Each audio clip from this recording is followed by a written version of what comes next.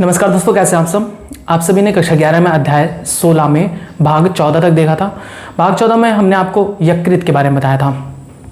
अब हम भाग 15 में उसके आगे के टॉपिक्स यानी अग्न्याशय के बारे में पढ़ेंगे। तो टॉपिक शुरू करने से पहले जो आपसे क्वेश्चंस पूछे गए थे प्रीवियस पार्ट में, उसके आंसर्स देख लेते हैं। तो सबसे पहले मैंने आपसे क्वेश्चन किया था, मनुष्य की शरीर की सबसे बड़ी ग्रंथि कौन सी होती है। तो मनुष्य की शरीर की सबसे बड़ी ग्रंथि यकृत होती है। फिर दूसरा क्वेश्चन किया था कि मनुष्य के शरीर की सबसे छोटी ग्रंथि कौन सी होती है। तो छोटी ग्रंथि होती है पीयूष ग्रंथि, जिसे इंग्लिश में पिट्यूटरी ग्लैंड कहते हैं। याद रखेंगे, इंपॉर्टेंट है। फिर मैंने आपसे तीसरा क्वेश्चन किया था, यकृत की संरचनात्मक तथा क्रियात्मक इकाई को क्या कहते हैं। तो यकृत की संरचनात्मक एवं एक क्रियात्मक इकाई को यकृत पालिका हिपैटिक लॉब्यूल्स कहते हैं। नेक्स्ट क्वेश्चन आपसे किया था कि यकृत से किस रस का स्राव होता है। तो यकृत से पित्त रस का स्राव यानी बाइल जूस का सिक्रेशन होता है। लास्ट आपसे क्वेश्चन किया गया था कि पित्त रस में क्या क्या चीजें पाई जाती हैं। तो पित्त रस में पित्त वर्णक पाया जाता है। दो पित्त वर्णक कौन कौन से, बिलीरुबिन और बिलीवर्डिन। दूसरा पित्त लवण पाया जाता है, बाइल सॉल्ट्स, और कोलेस्ट्रॉल तथा लेसिथिन पाया जाता है। इतने क्वेश्चंस पूछे गए थे जिनके आंसर्स मैंने आपको बता दिए। आइए अब हम उसके आगे के टॉपिक्स को देखते हैं, जो कि है तीसरा सहायक ग्रंथि, पाचन क्रिया में सहायक ग्रंथि तीसरा कौन सा, अग्न्याशय, जिसे इंग्लिश में पैनक्रियाज कहते हैं। अग्न्याशय या पैनक्रियाज।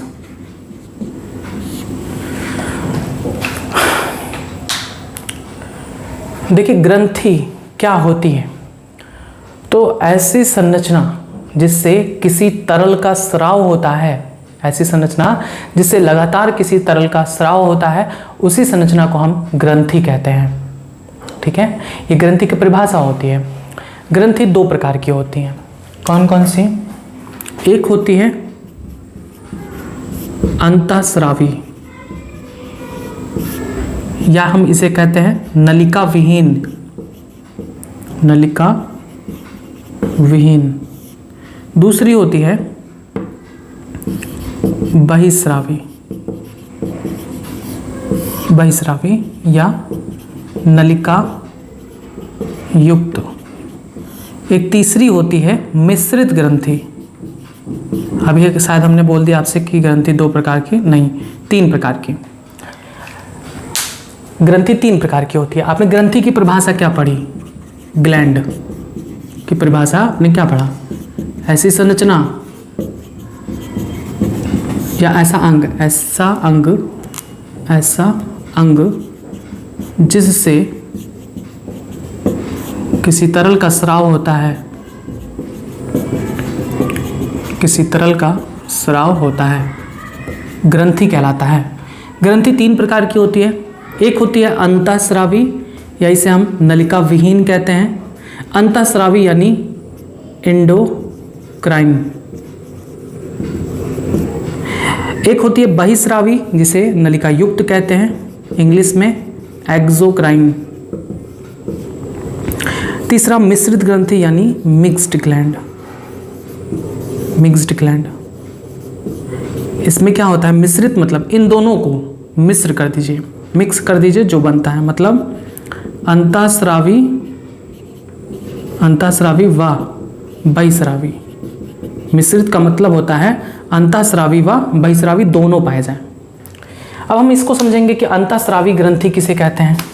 अंतःस्रावी ग्रंथि किसे कहते हैं, ऐसी ग्रंथि, ऐसी ग्रंथि जो अपने तरल को, जो अपने तरल को सीधे रक्त में भेजती है, सीधे रक्त में छोड़ती है, उसे हम क्या कहते हैं, अंतःस्रावी ग्रंथि। बहिस्रावी का मतलब क्या होता है, ऐसी ग्रंथि जो अपने तरल को शरीर के खाली गुहा में, खाली गुहा में छोड़ती है। बात समझ में आई। ऐसी ग्रंथि जिससे कोई तरल निकल रहा है वो सीधे रक्त में चला जाता है, तो ऐसी ग्रंथि को हम अंतःस्रावी कहते हैं। इस प्रकार की ग्रंथि में किसी भी नली की आवश्यकता नहीं होती, क्योंकि ये अपना जो भी मटेरियल है, जो भी तरल है वो कहाँ भेज रहा है, रक्त में। इसके लिए किसी नली की आवश्यकता नहीं होती, इसलिए ये नलिका विहीन होते हैं। दूसरा है बहिस्रावी यानी एक्सोक्राइन, मतलब ऐसी ग्रंथि जो अपने तरल को शरीर के गुहा में भेजती हैं, किसी रुधिर में नहीं भेजती, रुधिर में नहीं, शरीर के गुहा में भेजती हैं, खाली भाग में भेजती हैं। ऐसे ग्रंथि को हम बहिस्रावी ग्रंथि कहते हैं। ज़्यादातर बहिस्रावी ग्रंथि से एंजाइम का सिक्रेशन होता है और ज़्यादातर अंतःस्रावी ग्रंथि से हार्मोन का स्राव होता है। ये सब आपको आगे चैप्टर्स में बताए जाएंगे। फिलहाल आपको ये याद करना बहुत जरूरी था। ग्रंथि क्या होता है, एक ऐसी संरचना जिससे किसी तरल का स्राव होता है। 3 प्रकार की होती हैं। अंतःस्रावी ऐसी ग्रंथि जो अपने तरल को रुधिर में भेजती हैं, सीधे रुधिर में भेजती हैं, उन्हें हम अंतःस्रावी कहते हैं। बहिस्रावी ऐसी ग्रंथि जो अपने तरल को शरीर के खाली गुहा में भेजती हैं, उन्हें हम बहिस्रावी कहते हैं। मिश्रित ग्रंथि मतलब ऐसी ग्रंथि जो जिनसे ऐसे ऐसे तरल्स का सिक्रेशन होता है, स्रावण होता है, जो सीधे रुधिर में भी छोड़े जाते हैं और कुछ गुहा में जाते हैं। ठीक है, गुहा मतलब आहार नाल क्या है, एक गुहा है, खाली गुहा। देखिए ये क्या है, ये गुहा कहलाती है, हमारे शरीर की गुहा है, खाली जगह है, यहीं से भोजन होता हुआ जाता है। तो अब यहाँ पर आप देख रहे हैं यही है क्या, अग्न्याशय। ये आपका क्या है, अग्न्याशय, जिसके बारे में आपको आज के टॉपिक में पढ़ना है, इंग्लिश में पैनक्रियाज। तो जो अग्न्याशय होता है वो एक मिश्रित ग्रंथि होता है। तुरंत याद करिए, अग्न्याशय एक मिश्रित ग्रंथि है जो अंतःस्रावी और बहिस्रावी दोनों का कार्य करता है। अंतःस्रावी में यह अपने तरल को सीधे रक्त में भेजता है, बहिस्रावी में यह अपने रक्त को खाली जगह यानी छोटी आंत के ग्रहणी भाग में भेजता है। ठीक है, बस ये हो गया इतना पॉइंट जो आपको एकदम रट लेना है, समझ लेना है, कोई डाउट नहीं होनी चाहिए। अंतःस्रावी मतलब जो अपने तरल को रुधिर में भेजें, बहिस्रावी मतलब जो अपने तरल को खाली गुहा में भेजें। ठीक है, मिश्रित ग्रंथि जो जिनसे कई तरल निकलते हैं, कुछ तरल रक्त में भेज दिए जाते हैं, यहाँ सब नसें लगी रहती हैं, यहाँ सब रुधिर वाहिनियाँ लगी रहती हैं, जिनसे सीधे चला जाता है ये रुधिर में, जिनसे ये जो बहिस्रावी अंतःस्रावी वाला जो पदार्थ है वो सीधे रुधिर में चला जाता है। लेकिन जो बहिस्रावी वाला है वो एक नली के द्वारा, देखिए नली के द्वारा कहाँ आता है, गुहा में, खाली गुहा में। इतनी बात समझ में आई। तो अभी आपने क्या पढ़ा, अग्न्याशय क्या है, एक मिश्रित ग्रंथि है। मिश्रित ग्रंथि अर्थात अंतःस्रावी और बहिस्रावी दोनों का कार्य करती हैं। याद करिए और लिखते चलिए, अग्न्याशय एक मिश्रित ग्रंथि है जो अंतःस्रावी व बहिस्रावी ग्रंथि की तरह कार्य करती है, ग्रंथि की तरह कार्य करती है। अब इंपॉर्टेंट पॉइंट ये कि इसके अंतःस्रावी से क्या निकलता है और बहिस्रावी ग्रंथ पार्ट से क्या निकलता है। तो आप ऐसे लिखेंगे, इसके अंतःस्रावी भाग से इंसुलिन और ग्लूकेगॉन हार्मोन्स का स्रावण होता है। इंसुलिन व ग्लूकेगॉन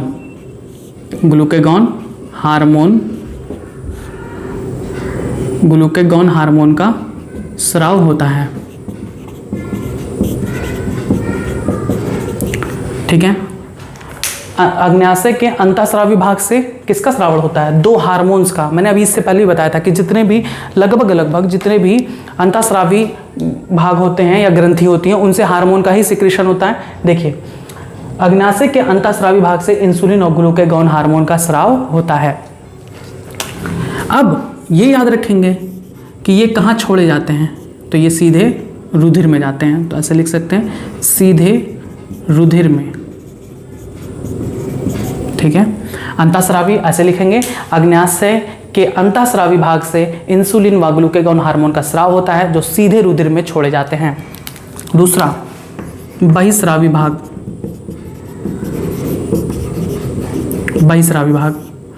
बहिस्रावी भाग से क्या निकलता है, तो अग्न्याशय के बहिस्रावी भाग से अग्न्याशयी रस का स्राव होता है रस का स्राव होता है, जिसमें कई पाचक एंजाइम्स होते हैं। पाचक एंजाइम्स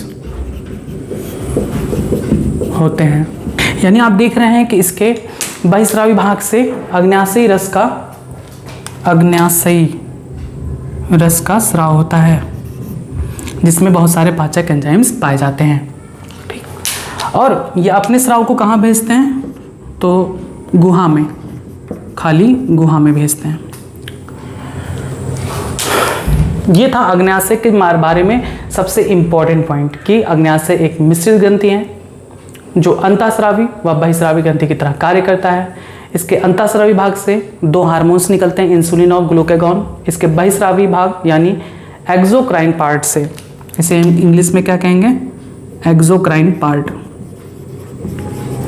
एक्सोक्राइन पार्ट, और इसे हम कहेंगे एंडोक्राइन पार्ट। ठीक, अंतःस्रावी भाग से इंसुलिन ग्लूकागॉन, बहिस्रावी भाग से अग्न्याशयी रस का स्राव करता है।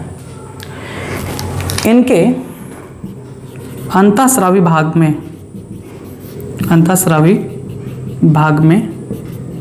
पीले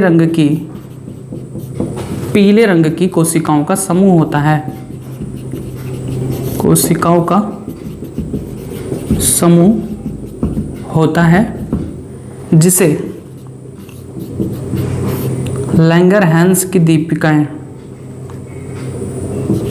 लैंगरहैंस की द्वीपिकाएं यानी इजलेट्स ऑफ लैंगरहैंस कहते हैं।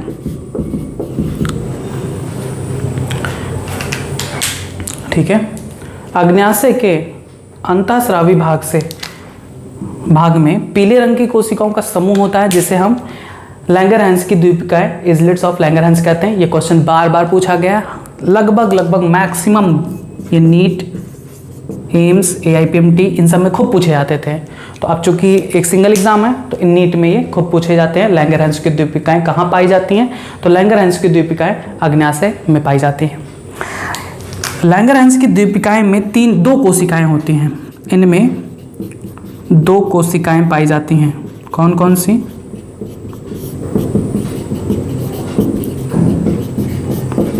आइए ऊपर देखते हैं। इतना पॉइंट आपने लिख लिया, तो आप लिखेंगे कि इनमें दो प्रकार की कोशिका पाई जाती है, कौन कौन सी? पहला बीटा कोशिका, बीटा सेल्स, और दूसरा अल्फा कोशिका, अल्फा सेल्स। बीटा कोशिका क्या करती हैं? तो बीटा कोशिका से इंसुलिन, बीटा कोशिका से इंसुलिन हार्मोन का स्राव होता है, जिसके बारे में पहले बता चुके हैं। हार्मोन का स्राव होता है। इंसुलिन क्या करता है? इंसुलिन रक्त में ग्लूकोज की मात्रा का नियंत्रण करता है। इसकी कमी से मधुमेह यानी डायबिटीज रोग हो जाता है। ठीक, इंसुलिन की अधिकता भी नहीं होनी चाहिए, इंसुलिन की कमी भी नहीं होनी चाहिए। देखिए, अगर ग्लूकोज हर चीज़ की अधिकता और कमी नहीं होनी चाहिए, एक एवरेज वैल्यू होनी चाहिए। अगर रक्त में ग्लूकोज बहुत ज़्यादा है तब मधुमेह रोग हो जाता है, अगर ग्लूकोज की मात्रा कम हो गई तब भी एक रोग होता है जिसे हम कहते हैं इंसुलिन शॉक कहते हैं, इंसुलिन आघात। ऐसा अभी बताते हैं, फिलहाल अभी इनको मिटा देते हैं। यहाँ पर पहले ये ध्यान रखिए कि अग्नाशय में जो दो प्रकार की कोशिका होती है, बीटा और अल्फा, जिसमें से बीटा कोशिका से इंसुलिन हार्मोन का स्राव होता है। इंसुलिन रक्त में ग्लूकोज की मात्रा का नियंत्रण करता है। अगर अधिक ग्लूकोज है तो उसको ग्लाइकोजन में परिवर्तित कर देता है। अगर इंसुलिन कम है तो इंसुलिन की कमी से मधुमेह रोग हो जाता है। ठीक है, इंसुलिन की अधिकता से क्या होता है? इंसुलिन की अधिकता से शर्करा की मात्रा कम हो जाती है, शर्करा की मात्रा कम हो जाती है, जिसे इंसुलिन आघात कहते हैं। इंसुलिन आघात यानी इंसुलिन शॉक कहते हैं। तो किसी भी चीज़ की अधिकता भी सही नहीं है, कमी भी नहीं सही है। अगर इंसुलिन कम हो जाता है तब भी मधुमेह रोग हो जाता है। अगर इंसुलिन अधिक हो जाता है तो इंसुलिन आघात नामक रोग हो जाता है। इंसुलिन का कार्य क्या है? आपने देखा, इंसुलिन का कार्य है ग्लूकोज को ग्लाइकोजन में परिवर्तित करना, यानी ग्लूकोज का नियंत्रण करना, रक्त में ग्लूकोज का नियंत्रण करना। दूसरा था अल्फा कोशिका। अल्फा कोशिका का कार्य क्या है? तो अल्फा सेल्स से ग्लूकेगॉन हार्मोन का स्राव होता है, हार्मोन का स्रावण होता है। अब ये क्या करता है ग्लूकेगॉन? तो बताया है मैंने पिछले वीडियो में, ग्लूकेगॉन ग्लाइकोजन को ग्लूकोज में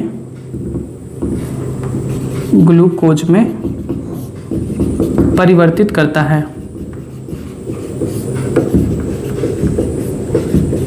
ठीक है, जिससे जब ज़रूरत हो ग्लूकोज की तो जो शरीर में ग्लाइकोजन है उसको ग्लूकोज में परिवर्तित किया जा सके। यह कार्य कौन करता है? Alpha cells. इस प्रक्रिया को क्या कहते हैं कि ग्लाइकोजन से ग्लूकोज का निर्माण, तो इस प्रक्रिया को कहते हैं ग्लाइकोजेनोलाइसिस, यानी अल्फा कोशिका ग्लाइकोजेनोलाइसिस को प्रेरित करता है। सॉरी, अल्फा कोशिका नहीं, glucagon hormone, glucagon glycogenolysis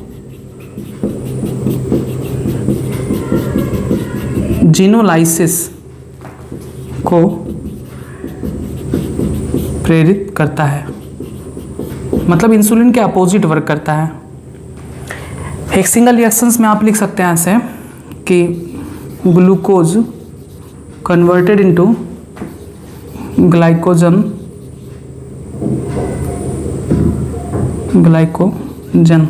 in the presence of insulin.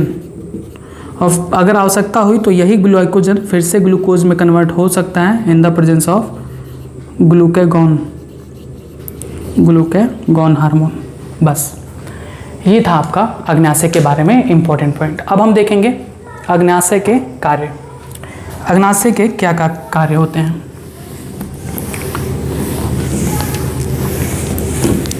तो आप अगला हेडिंग डालेंगे अग्न्याशय के कार्य।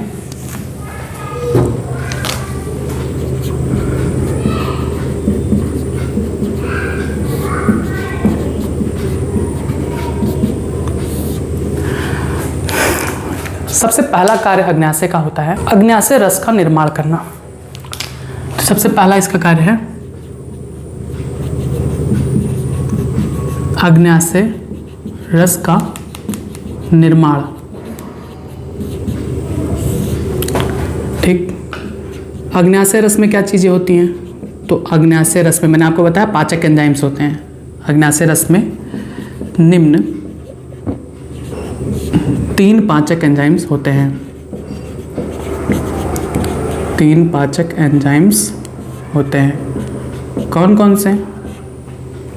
पहला ट्रिप्सिन,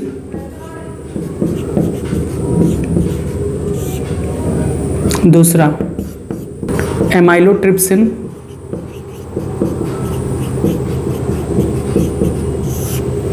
तीसरा लाइपेज।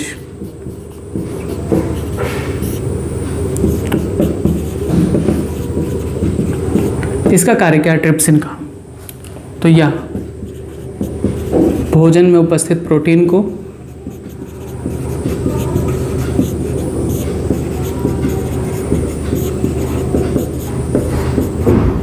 पेप्टाइड या ट्राइपेप्टाइड में परिवर्तित कर देता है।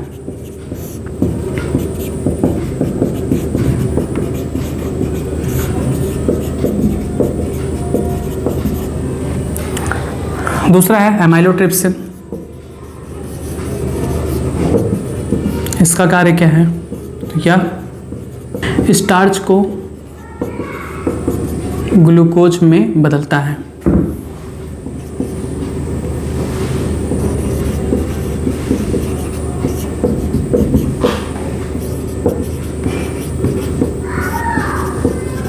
स्टार्च को ग्लूकोज में बदलता है। अगला है लाइपेज या एंजाइम।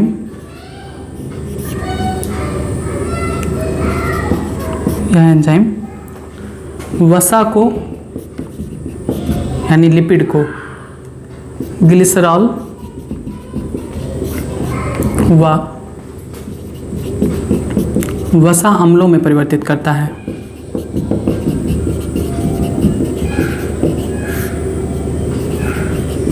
वसा अम्लों में परिवर्तित करता है। बस अग्न्याशय का जो मुख्य कार्य है वो अग्न्याशय रस का निर्माण करना, पैनक्रियाटिक जूस जिसे कहते हैं। उसमें मुख्य एंजाइम्स ये होते हैं ट्रिप्सिन, एमाइलोट्रिप्सिन, लाइपेज। ट्रिप्सिन ये क्या कार्य करता है? तो भोजन में आए जो प्रोटीन्स होते हैं उनको पेप्टाइड या ट्राइपेप्टाइड में परिवर्तित कर देता है। एमाइलोट्रिप्सिन क्या करता है? स्टार्च को ग्लूकोज में परिवर्तित करता है। लाइपेज क्या करता है? यह एंजाइम वसा को वसा अम्ल तथा ग्लिसरॉल में परिवर्तित करता है। ये सब बहुत इंपॉर्टेंट है, पूछे जाते हैं, सारी चीज़ें आप याद करिए। दूसरा कार्य अग्न्याशय का वही है इंसुलिन का स्राव।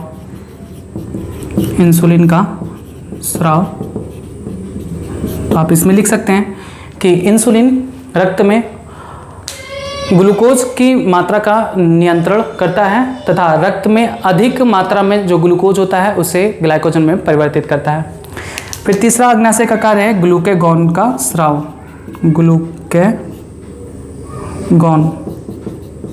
ग्लूकेगॉन का स्राव, तो इसमें आप लिखेंगे कि ग्लूकेगॉन हार्मोन इंसुलिन के प्रभाव को कम करता है, यानी ये इंसुलिन के विपरीत कार्य करता है तथा रक्त में ग्लूकोज की मात्रा कम होने पर ग्लाइकोजन को ग्लूकोज में परिवर्तित करता है। बस ये था आपका अग्न्याशय के कार्य। आज का टॉपिक बस इतना ही अग्न्याशय के बारे में, भाग 15 के बारे में। भाग 15 में आपने अग्न्याशय के बारे में पढ़ा। अब इसके आगे के जो टॉपिक्स हैं वो तभी समझ में आएंगे जब आपको इतने भाग अच्छी तरीके से याद हुआ होगा, क्योंकि आगे जो प्रोसेस है वो भोजन का पाचन है, कि कैसे भोजन का डाइजेशन होता है। मुख गुहा से स्टार्ट होता है, आहार नाल के अंतिम भाग तक चलता रहता है और मलाशय द्वारा अपचित पदार्थ को वापस भेज दिया जाता है, बाहर निकाल दिया जाता है। तो अभी तक आपको जितना पढ़ाया गया है A to Z पढ़िए, खूब अच्छे से याद करिए, जिससे आगे का जो पार्ट है वो एकदम क्लियरली समझ में आता चले। तो आज का टॉपिक बस इतना ही। इस टॉपिक से रिलेटेड कुछ क्वेश्चंस हैं, उनके आंसर्स आप दे दीजिए। सबसे पहला मेरा ये क्वेश्चन है कि ग्रंथि क्या होती हैं तथा कितने प्रकार की होती हैं। दूसरा, मिश्रित ग्रंथि का उदाहरण बताइए। तीसरा, इंसुलिन का कार्य क्या है। चौथा, ग्लूकेगॉन का कार्य क्या है। आखिरी पांचवा क्वेश्चन, लैंगर-हैंस की द्वीपिकाएं कहाँ पाई जाती हैं। बस इतने क्वेश्चंस के आंसर आप कमेंट बॉक्स में जल्द से जल्द दीजिएगा। जुड़े रहिए बायोलॉजी हिंदी चैनल के साथ। धन्यवाद।